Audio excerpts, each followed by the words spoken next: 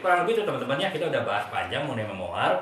Jadi sekali lagi saya ulangi, intinya adalah memoir adalah langkah paling baik bagi teman-teman yang ingin baru mulai menulis. Selama ini mungkin baru menulisnya cerpen gitu, ataupun hanya menulis menulis tugas di sekolah untuk membuat karangan bebas kalau teman-teman yang masih SMA.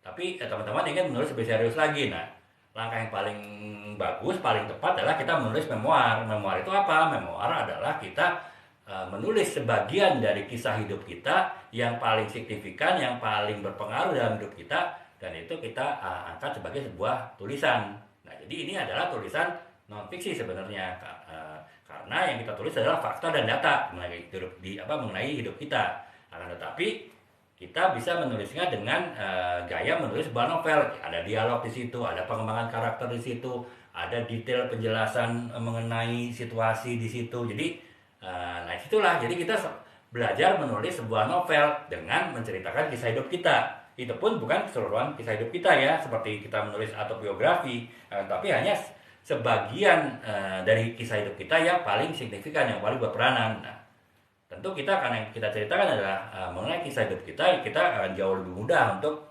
menulisnya, karena yang pertama yaitu kita tidak perlu riset kemana-mana, karena semuanya ada di dalam ingatan kita, ataupun setidaknya kita bisa melihat foto, video, ataupun juga dokumen-dokumen yang terkait dengan yang kita tulis, sehingga kita dapat mengingat kembali apa yang kita alami dulu. Yang kedua, kita pasti lebih pede, karena kita tulis adalah sesuatu yang kita paling pahami benar-benar ya, karena kita menulis diri kita sendiri, dan orang lain tidak akan terlalu paham mengenai yang kita tulis, karena yang kita tulis adalah kisah hidup kita yang orang lain belum tentu paham. Yang ketiga ya kita juga lebih mudah menulisnya, karena ya semuanya itu akan mengalir teman-teman ya, karena kita hanya mengingat-ingat kejadian kita dulu, yang kita tulis itu mengalir dan tidak ada alasan kita akan kehabisan ide. Karena bagaimana kita kehabisan ide? Karena kita hanya mengingat-ingat istilahnya memutar kembali rekaman kejadian kita di masa lalu di dalam pikiran kita, sehingga kemudian kita tuangkan dalam sebuah tulisan. Jadi tidak ada alasan teman-teman akan kehabisan ide tengah jalan, ataupun teman-teman macet tidak bisa mangkrak tulisan teman-teman ya, karena bagaimana mungkin teman-teman tidak bisa menulis apa yang teman-teman pernah lakukan dulu. Nah, jadi itu teman-teman ya, kenapa saya angkat lagi, kenapa saya membahas malam ini live mengenai membuat memoir, karena tadi ini adalah langkah awal teman-teman untuk membuat sebuah tulisan yang serius ya.